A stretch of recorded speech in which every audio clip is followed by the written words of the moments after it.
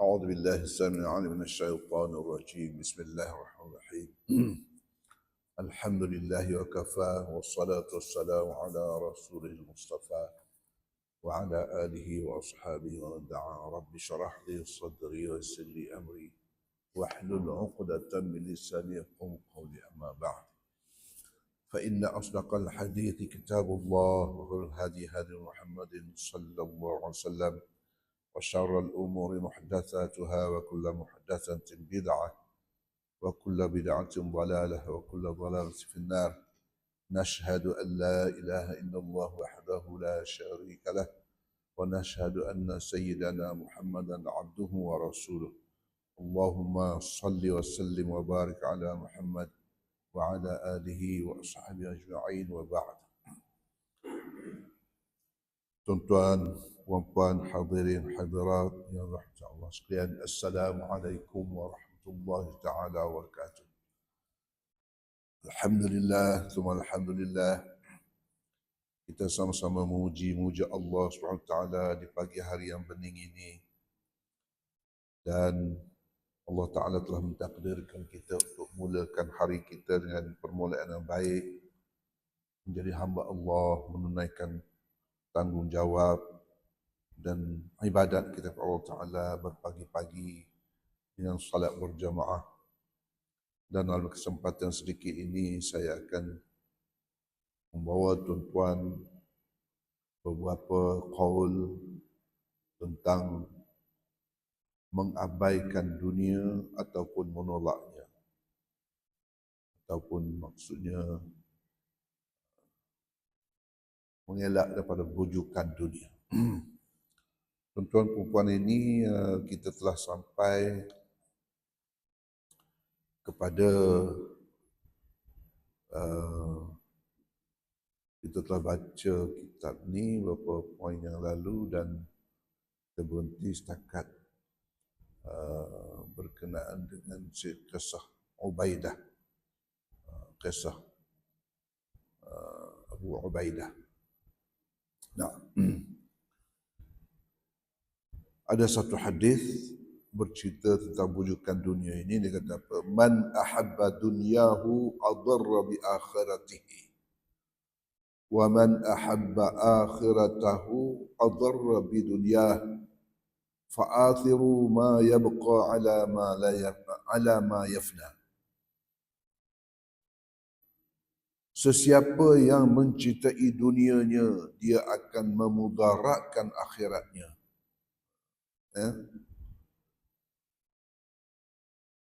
Ini hadis daripada Musnad Ahmad, daripada Abu Musa al-Asy'ari. Sesiapa yang mencintai dunianya, dia akan memudaratkan akhiratnya. Siapa yang mencintai dunia melampau-lampau, dia akan nescaya akan menjadi tak baik dan mudaratlah kepada dunia, kepada akhiratnya. Dan sesiapa yang mencintai akhiratnya, dia akan memudaratkan dunianya. Begitu juga sebaliknya. Sebab tu dalam hati kita ni, dia tak boleh nak cinta dua yang berlawanan. Wa ma ja'ala Allahu lirajulin min qalbayn fi jawfi. Allah tidak menjadikan dua hati di dalam satu jiwa. Kalau dia sayang yang tu pada ketika tu, maka dia tidak sayang yang lain. Dia sayang pada dunia, maka dia tak sayang pada akhirat. Kalau dia sayang pada akhirat dia tidak sayang ke dunia. Mengorbankan salah satu demi salah satu. Maka utamakanlah apa yang kekal daripada apa yang binasa. Pilihlah yang mana kekal supaya kita dapat hidup benda yang kekal. Yang kekal itu akhirat lah. Yang fana itu ialah dunia. Kullu man 'alaiha fan. Setiap sesuatu padanya dunia ini fan. akan musnah. Wa yabqa wajhu rabbika dzul jalal wal ikram, dan kekallah zat Tuhan kamu.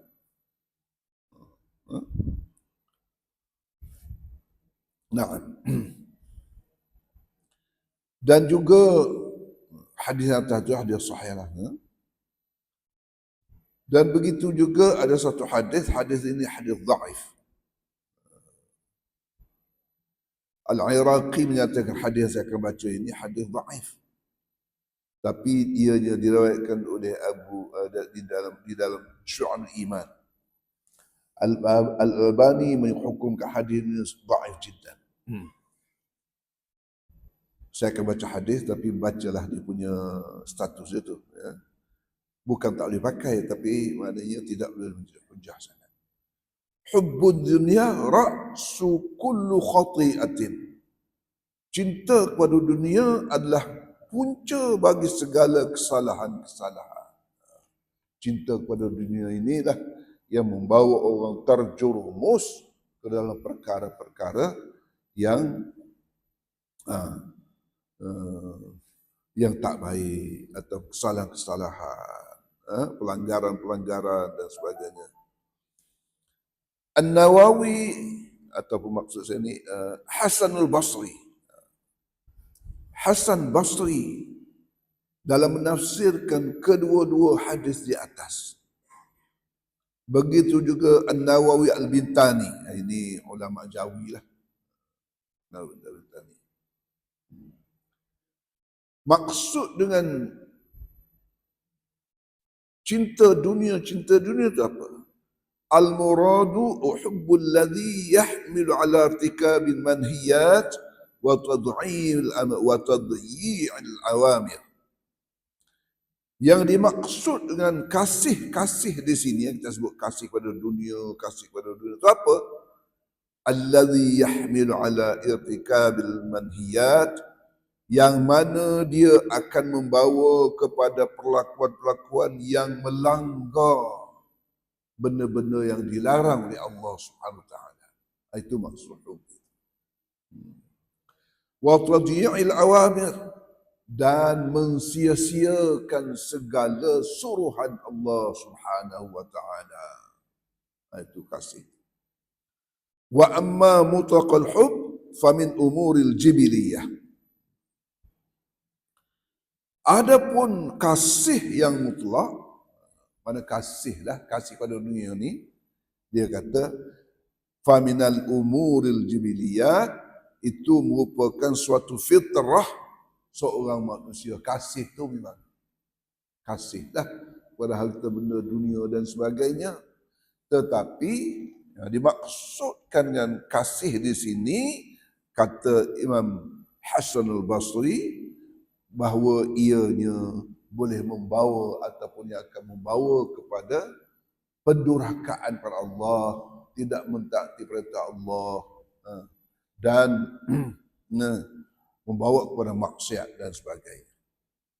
Itu maknanya kasih kepada dunia dimaksudkan. Satu kali Harun Aminur Rashid suruh minta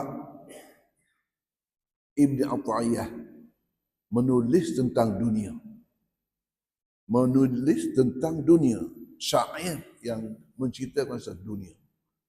Lalu Ibn Athaillah menyebutkan halud dunia, berkenaan dengan dunia ini. Kata Ibn Athaillah, na'ti bila syai', kita datang ke sini tak bawa apa-apa. Bila syai', tak ada apa-apa. Kita dilahirkan oleh ibu kita tak bawa apa-apa, tak ada apa pun. Dalam genggaman kita pun tak ada, dalam pemikiran kita pun tak ada apa. Wa nuqatilu min ajli kulli syai', tetapi kita berkelahi sampai berbunuh-bunuhan di antara satu sama lain di kalangan kita, min ajli kulli syai', kerana segala sesuatu. Segala sesuatu kita nak berebut atas dunia. Segala sesuatu kalau boleh kita nak dalam dunia ni, tak boleh miss. Tengok orang, kita nak. Tengok orang ada, kita nak. Semua kita nak. Sampai berkelahi-kelahi kita berbunuh, sanggup berbunuh-bunuhan kita. Mempertahankan. Benda yang remeh-temeh pun, kita berkelahi padanya. Pada apa? Pada dunia. Wa natruku thumma natruku kulla syai'. Kemudian kita akan meninggalkan segala sesuatu. Mana bila kita mati, tinggal habis. Tinggal habis. Macam kita pergi ke kubur hantar. Ada dibawa apa-apa? Ada satu kisah tu dia. Stokin busuk pun tak boleh buat masuk dalam kubur. Cerita berkelahi. Pasal cerita stokin, nak masuk stokin, nak buat berkat. Pun penggali kubur kata, tak boleh, tak ada orang buat ni, tak ada orang buat ni masuk stokin buat berkat. Tinggal juga. Wa nadhhabu bila syai', dan kita pergi tanpa meninggalkan sesuatu. Wa nadhhabu bila syai', kita pergi tak buat apa-apalah. Thumma nuhasabu ala kulli syai', kemudian kita akan dihisab setiap satu. Segala sesuatu. Kita akan dihisab segala sesuatu. Itulah dunia. Apa yang kita berbuat amalah, apa yang kita ni. Kita tak buat pun, tapi kita tanggungjawab kita. Satu kali Ibrahim bin Adham, cerita kisah Ibrahim bin Adham. Ibrahim bin Adham ni seorang ulama besar, ulama sufi, dan banyak karangan-karangan dia tentang sufiah ini. Hidup berzuhud dan sebagainya. Dia ni asal raja di Balkhi. Raja besar lah. Tok nenek dia semua raja. Dia jadi raja. Akhir sekali dia jadi raja. Raja berketurunan lah. Bukan raja demokrasi lah. Raja berketurunan. Lalu ada seorang hamba Allah ni, dia berniaga, dia dirampas. Ada perempuan rampas barang perniagaannya, hilanglah barang-barang perniagaannya, lenyaplah hilang perniagaannya, dan dia dalam satu perjalanan untuk niaga lah, berdagang. Apabila dia dirompak, lalu dia pun mencari tempat untuk tidur malam tu lah. Dia kena rompak, maka dia tak ada tempat nak tidur lah. Nak pergi sewa motel, tak tahulah ada tak zaman dulu. Dah tak ada duit. Nak hotel lagi lah. Masa ada duit dulu, masa kaya berniaga tu, bolehlah tidur kat hotel, tidur kat motel, tidur dekat rest house, tidur dekat apa lagi orang panggil ni, homestay lah, whatever. Tapi dia tak ada duit. Dia pun jalan-jalan. Oh, ada istana dekat sini, cantiknya istana ni, besarnya istana ni. Dia pun tidur tepi pagar istana saja. Tidur tepi pagar istana. Lalu pengawal datang. Dia kata, ya hadha, wahai orang ni, tak boleh tidur sini.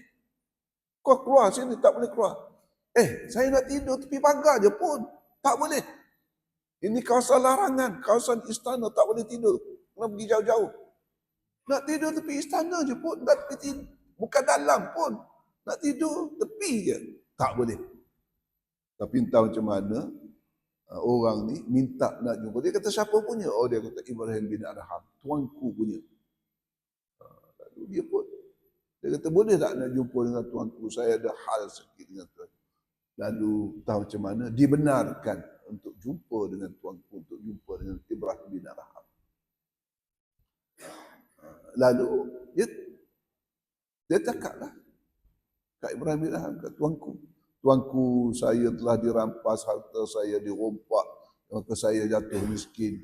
Nak tidur, saya nak tidur pun dia. Saya nak tidur tepi tu, orang halau saya jumpa tuanku. Nak minta kebenaran untuk tidur. Tak payahlah dalam istana, di taman-taman istana, di kolam-kolam istana, di rumah rehat istana, tidak. Tepi pagar je pun tak apa dah. Ibrahim kata tak boleh. Tak boleh. Kerana ini peraturan kita, tak boleh. Kena pergi carilah tempat lain. Lalu orang ni tanya, wahai tuanku, ini istana siapa tuanku? Istana better. Istana better berkuasa di sini. Sebelum ini siapa punya? Sebelum ini ayahanda better. Dia sultan dulu. Jadi dia meninggal, saya ambil alih. Sebelum tu siapa punya? Sebelum tu ayah dia punya, datuk saya. Sebelum tu siapa punya? Ayah pada ayah saya. Nenek saya. Nenek ke apa? Tok Yin saya. Sebelum tu datuk saya punya. Pasal dia betul. Lalu orang ni bertanya, wahai tuanku, siapa punya sebenarnya? Sekali tuanku punya, sekali ayah tuanku punya, sekali datuk tuanku punya. Siapa punya sebenarnya istana ni? Barulah Ibrahim bin Adham tersedar bahawa sebenarnya pemilikan dunia sementara sahaja. Semuanya tinggal belaka. Istana-istana yang besar-besar, semua istana-istana yang cantik-cantik semua ni, semuanya tidak kita punya. Duit-duit dalam bank tuan-tuan juta-juta tu, bukan tuan-tuan punya lagi. Yang tuan-tuan punya ialah yang dimakan, yang dipakai, yang digunakan. Itu saja. Yang lain tak tahu siapa punya. Macam kes Ibrahim bin Adham ni lah. Akhir sekali tak tahu siapa punya. Datuk punya, turun anak, tak tahu siapa punya akhir sekali. Itulah dunia. Lalu terpukul Ibrahim bin Adham. Dengan itu lalu ada peristiwa-peristiwa yang lain sehingga dia bertaubat, meninggalkan istana, beri kepada adik dia untuk merintah, dan dia merantau mencari ilmu, dan akhirnya dia hidup sebagai seorang yang zuhud, penuh dengan kezuhudan dan khusyu'ah, dan dia meninggal sebagai seorang ulama besar yang terkenal dengan ilmunya, kewarakannya, kezuhudannya dan sebagainya. Kalau jadi raja, tak tahu siapa, tak kenal pun Ibrahim dah. Tapi dengan kehidupannya yang telah berhijrah daripada menjadi raja kepada seorang yang zuhud, namanya harum, menjadi contoh tauladan yang baik kepada kehidupan manusia lain. Masya-Allah.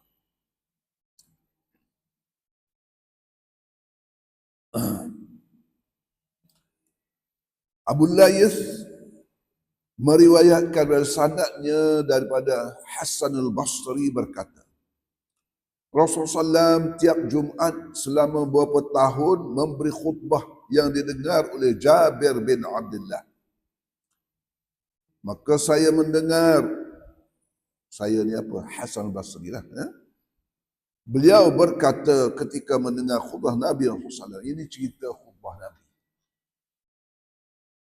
Bab-bab tentang dunia lah. Khutbah Nabi. Ada tak banyak orang menghimpunkan hadis-hadis tentang khutbah Nabi. Tapi ini di antara compilation ataupun himpunan daripada khutbah Nabi. Jadi Hasan Basri meriwayatkan daripada Jabir bin Abdullah khutbah Rasulullah SAW. Kalau kita baca khutbah Rasulullah SAW ini sebenarnya pendek saja. Khutbah baginda Rasulullah SAW ini pendek saja. Dia tak panjang khutbah dia. Orang sekarang ni panjang khutbah, pendek sembahyang. Sebenarnya kalau ikut Islam, pendek khutbah, panjang semayang. Ya. Tanda-tanda kealiman seorang itu ada satu hadis. Tanda-tanda kealiman berilmunya seorang itu ialah apabila khutbahnya pendek, semayangnya panjang. Kita sini khutbah pun nak pendek, semayang lagi nak pendek. Tak mau panjang-panjang. Masya Allah. Ada satu hadis. Berkait dengan itu. Dia kata apa? Inna tula salatir rajuli wa qasra khutbatihi maniyatun min fiqhi. Fa'atilu salah wa aqsiru khutbah. Fa inna minal bayani sihra. Sesungguhnya panjangnya salat seorang itu,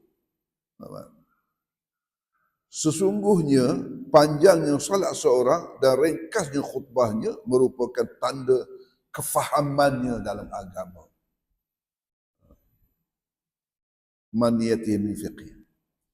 Maka panjangkanlah salat dan ringkaskanlah khutbah. Sesungguhnya sebahagian daripada kepaitan berbicara itu mempunyai daya tarikan tersendiri seperti sihir. Ini hadis daripada Muslim dan Muslim Ahmad juga. Muslim ayat nombor 869 penuburan yang asal. Kalau nak khutbah ringkas gimana? Pergi Masjid India. Masjid Pakistan, Masjid India, dia ringkaslah khutbah dia. Tapi sebelum tu 1 jam dia mengajar. Kalau kita pergi kat Cokit tu, Masjid Pakistan tu, ataupun Masjid India tu, dia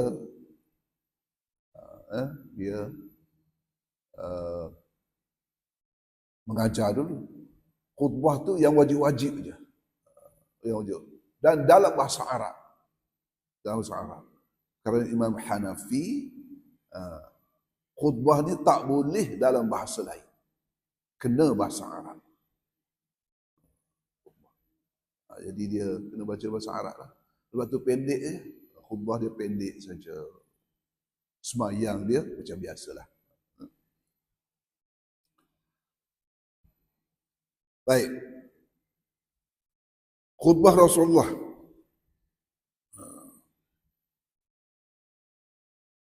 Saya telah mendengar Rasulullah telah bersabda dalam khutbah lah.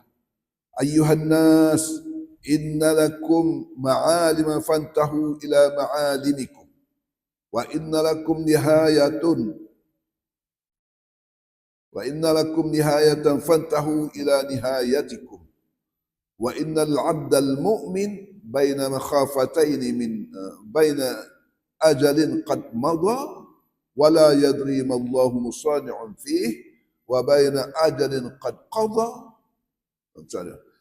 wa baina ajalin qad baqiya la yadri ma Allahu qadirun fihi falyatazawwid al-'abdu min nafsihi li nafsihi wa min hayatihi li mautihi wa min shababihi li kabirihi wa min dunyahu li akhiratihi fa inna ad-dunya khuliqat lakum wa antum khuliqtum lil akhirah wa wallahi alladhi nafsi biyadi ma ba'da al-maut min musta'tabin wa la ba'da ad-dunya idarun illa al-jannah aw an-nar aqulu qawli hadha wa astaghfiru 'azim wa lakum. Itu je khutbah dia sepanjang tu lah. Pendek saja. Isi kandungan dia, maknanya, hai manusia, sesungguhnya untuk kamu telah ada petunjuk-petunjuk, maka berhati-hatilah pada petunjuk-petunjuk jalan itu. Pertama, Rasulullah menyebutkan dalam khutbahnya, kita beri petunjuk Al-Quran, Sunnah, cara hidup yang bagi Allah Ta'ala, bagi Rasulullah SAW yang telah menunjukkan kepada kita. Itu ialah ma'alim atau petunjuk-petunjuk yang mana kita perlu berhati-hati dengan petunjuk-petunjuk tersebut. Mengikutilah. Dan kamu juga mempunyai batas maka berhati-hatilah terhadap batas-batas yang telah ditentukan bagimu. Petunjuk bagaimana nak beramal, apa maksiat, apa halal, apa harus dan sebagainya, apa haram dan sebagainya. Sesungguhnya seorang hamba yang mukmin berada di antara dua ketakutan. Dia kata, Rasulullah kata, mukmin ini ada dua ketakutan di antara dua. Kita selalu hidup di antara dua ketakutan. Antara masa yang lalu, ia tidak ketahui bagaimana Allah akan berbuat padanya. Maknanya masa-masa yang lalu. Daripada pahala-pahala kita buat, daripada dosa-dosa dan maksiat-maksiat yang pernah kita lakukan yang belum bertaubat. Kita sebenarnya tak tahu apa yang nak berlaku dengan balasan Allah terhadap perkara-perkara tersebut. Dan masa akan datang juga tidak mengetahui apa yang terjadi pada dirinya. Kita ni yang lepas tu, walaupun kita dah buat, tak tahu balasannya. Tak tahu Allah Ta'ala terima ke tidak amal kita. Tak tahu Allah nak siksa ke tidak perkara-perkara yang kita terlanjur tersebut. Kalau kita bertaubat, Allah Ta'ala terima ke taubat kita tu. Itulah di antara dua ketakutan. Ketakutan yang kedua ialah masa depan kita. Tak tahu lagi apa kita nak buat. Tak tahu lagi apa nasib kita. Apa hujung jatuh kita. Apa khitam, apakah penyudah dalam kehidupan kita. Itu dua. Kerana itu tiap orang harus berbekal untuk kepentingan dirinya sendiri. Dari masa hidupnya untuk matinya, dan masa mudanya untuk masa tuanya, dan dunianya untuk akhiratnya. Yang penting ialah kita berbekal. Maka dunia ini dijadikan untuk kamu, dan kamu dijadikan untuk akhirat. Ini yang kadang-kadang kita dijadikan untuk akhirat.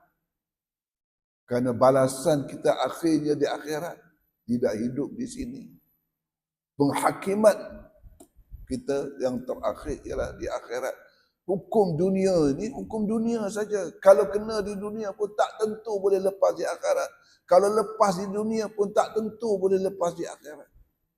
Ada kira bicara lagi di akhirat. Walaupun di dunia telah ada kira bicara. Kecuali kita dah selesai.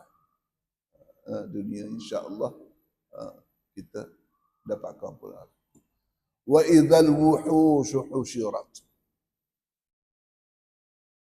Di akhirat sesuatu Allah Taala kata wa idzal wuhushu husyirat. Dan demi binatang-binatang buas itu dikumpulkan. Maknanya usahakan manusia, binatang-binatang pun kes mereka akan selesai di akhirat. Akan ditanya kepada kambing yang bertanduk, mengapa kamu tanduk? Sondol kambing yang tak bertanduk. Dipersoalkan sampai begitu sekali. Oleh kambing, sondol menyundul, biasa dah. Di akhirat Allah Ta'ala akan tanya. Kambing yang bertanduk ni, mengapa kamu pergi sondol? Itu pasal kambing yang tak bertanduk. Dahlah kamu tu tak bertanduk, kena sondol pula. Menunjukkan maknanya orang-orang berkuasa ni, jangan tunjuk kuasanya tak tu hala. Disondol tak tu hala. Binatang pun ditanya. Usahakan manusia. Diselesaikan. Segala pertikaian di kalangan binatang pun akan diselesaikan. Tapi akhir sekali mereka lepas pada selesai, jadi tanah. Manusia duduk tengok. Oleh sebab tu orang kafir bila tengok, alangkah baiknya kalau aku jadi turab, jadi tanah macam kambing tadi, macam singa tadi, macam perkara-perkara dipertikaikan. Adakah baiknya kalau aku ni jadi tanah saja lepas pada saya?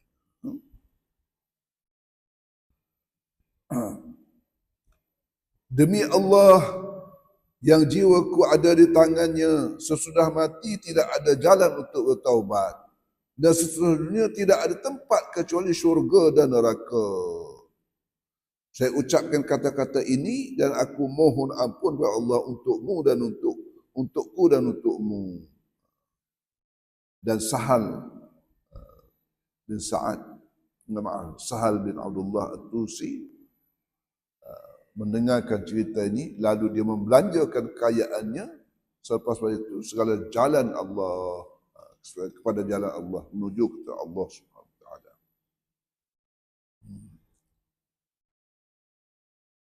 Nah, satu kali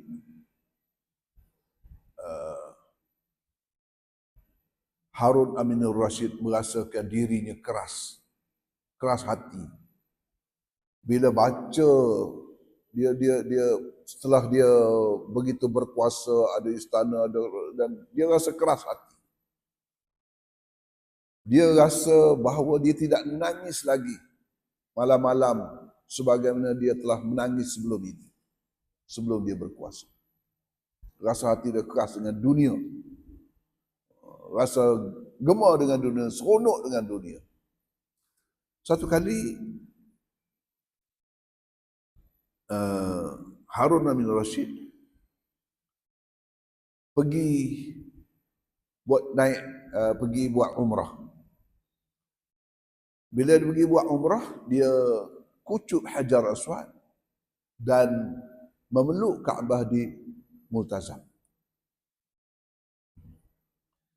Dia, kalau kita pergi Mekah, orang biasa pergi Mekah, lepas pada kucup Hajar Aswad, sunat bagi kita menempelkan dada kita, tangan kita di satu tempat di antara Kaabah dengan pintu Kaabah. Di antara Hajar Aswad dengan pintu Kaabah. Ada satu tempat dinding tu, elok kalau kita buat macam peluk Kaabah di situ dan berdoa. Harun bin Rashid buat tu. Tapi dia rasa keras hati, dia tak menangis. Di mana sebelum ini kalau dia buat tu, dia dakap, dia menempelkan dirinya di Multazam itu, dia rasa lembut hati dan dia menangis. Dia akan menangis. Tapi kali ini tak menangis. Lalu sedarlah dia bahawa sebenarnya hati dia sudah keras. Dalam keadaan dunia yang dilalui dengan pangkat kebesaran, sanjungan populariti pemerintahan daripada timur ke barat, 3 suku dunia semasa Abbasiyah. Lalu dia nak minta jumpa dengan dia cakap kepada pegawai-pegawai dia, wahai pegawai-pegawai, aku nak jumpa seorang ulama ataupun yang nak jumpa ulama di Mekah ni supaya aku dapat nasihat. Nantinya insya-Allah hatiku lembut untuk beribadat dan berdangis kepada Allah Taala tentang dosa-dosa.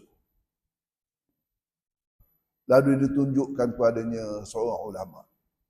Dia pun pergi ke rumah ulama tu. Ulama tu pun, seorang alim tu pun menasihati dia. Tapi bila dia keluar, dia kata, keras juga hati aku ni, tak ada apa, tak ada perubahan. Lalu dia minta nak jumpa orang lain pula. Lalu orang tu pun begitu juga. Bila dia tak ada perubahan sangat. Lalu dia pun minta nak jumpa orang lain pula. Ditunjukkan kepadanya Fudail bin Iyad. Seorang alim nama Fudail bin Iyad. Lalu Harun bin Rashid jumpa Fudail bin Iyad. Dalam keadaan Fudail bin Iyad baru selesai solat malam. Fudail ni dia solat malam, dan dalam cerita tu Fudail bila dia solat, Dia padam lampu dan dia pergi ke beranda rumah dia tu. Maknanya dia hanya bercahayakan bulan bintang sahaja. Maknanya disunatkan kalau kita solat, bukan dalam gelap sangat, boleh ada cahaya tapi tidak seterang macam gini. Kalau kita bangun malam, patutnya kita solat dah gelap tak apa. Tapi sebenarnya sunat ada cahaya sikit. Nanti kan kalau gelap-gelap sangat, orang lain datang, langgar kita pula tengah solat. Dan bila Harun Rashid jumpa Fudail bin Iyad, mula-mula mereka jabat tanganlah, ulur bersalam-salaman. Lalu Fudail bin Iyad mengucapkan kata-kata, mampukah tangan selembut ini nak masuk neraka? Maknanya kata, lembutnya tangan tuanku ni. Boleh ke tak masuk neraka tangan macam ni? Kalau kita cakap kat tuanku nak masuk neraka, macam mana agak Lalu dengan ucapan itu menangislah Harun al-Rashid. Kerana tangan yang lembut ini budaya orang Arab, budaya masa tu ialah orang-orang yang tak buat kerja, tak menunaikan tanggungjawab, tak menjalankan tugas, tak boleh diharap, pemalas, penyegan. Itu tangan orang lembut-lembut zaman dulu. Kan orang zaman dulu. Tak tahulah zaman kita mungkin nak cari menantu bila jabat salat, tangan keras ke tangan lembut? Zaman dulu orang nak menantu tangan keras. Zaman dulu. Menunjukkan bahawa dia kuat kerja. Menunjukkan bahawa dia ni beramanah. Menunjukkan bahawa dia ni tidak, dia ringan tulang. Tidak berat tulang. Tapi orang sekarang ni kalau jabat salah nak bakar menantu, nak cari yang tangan lembut tak pula. Pasal kerja pejabat Dia terbalik dah. Tapi zaman dulu, maknanya tangan lembut ni menandakan bahawa kurang kerja. Tak kuat kerja. Jadi lalu khalifah mengambil. Khalifah memang tangan lembut pun. Pasal dia khalifah semua bukan dia buat kerja dah. Dia dah raja, dah macam raja. Tapi maknanya khalifah mengambil faham bahawa sebenarnya dia tidak menjalankan tugasnya secara sempurna. Itu yang ingin dicakapkan oleh Fudail bin Iyad, menasihati tuanku ataupun Harun al-Rashid bahawa dia ni belum lagi menunaikan tugasnya. Tandanya tangan lembut. Lalu menangislah Harun al-Rashid mengenangkan bahawa mungkin dia tidak melaksanakan tanggungjawab sebenar. Itulah lembutnya hati khalifah orang zaman dulu. Khalifah dulu sebab tu dia berjaya. Dia amat prihatin dengan rakyat-rakyatnya. Dia amat mengambil berat tentang kebajikan rakyat-rakyatnya. Walaupun dia punya pangkat yang besar, walaupun dia punya kekuasaan yang luas, pemerintahan yang kuat, disegani seluruh dunia, tapi masih lagi menangis apabila disebut tentang dunia, apabila disebut tentang keras hati, apabila disebut tentang penunaian tanggungjawab dan sebagainya. Sehingga dia sanggup berjumpa dengan alim ulama supaya dia dinasihati, supaya nantinya hatinya lembut, pemikirannya betul dalam menjalankan tugas-tugas dia. InsyaAllah. Saya ingat kita dah pukul 7 sekarang ni. Saya ingat saya berhenti setakat itulah kali ini. Lepas tu kita pergi kepada bagaimana Abu Nawas menceritakan tentang dunia apabila ditanya Abu Nawas. Kita panggil Abu Nawas. Sebenarnya dalam bahasa Arab Abu Nuwas. Dia ni gila-gila sikit, orang cerdik gila-gila sikit. Tapi dia ni gila-gila sikit. Masya Allah, Masya Allah. Saya ingat saya bercakap dulu lah. Aku qawli hadha wa astaghfirullahaladzim lakum. Wassalamualaikum warahmatullahi ta'ala wabarakatuh. اللهم العالمين والصلاة والسلام على أشرف الأنبياء والمرسلين وعلى آله وصحبه أجمعين. اللهم اغفر لنا ذنوبنا وإسرافنا في أمرنا وثبت أقدامنا وانصرنا على القوم الكافرين. دعوهم فيها سبحانك اللهم وتحيتهم فيها سلام وآخر دعواهم الحمد لله العالمين. تقبل الله منكم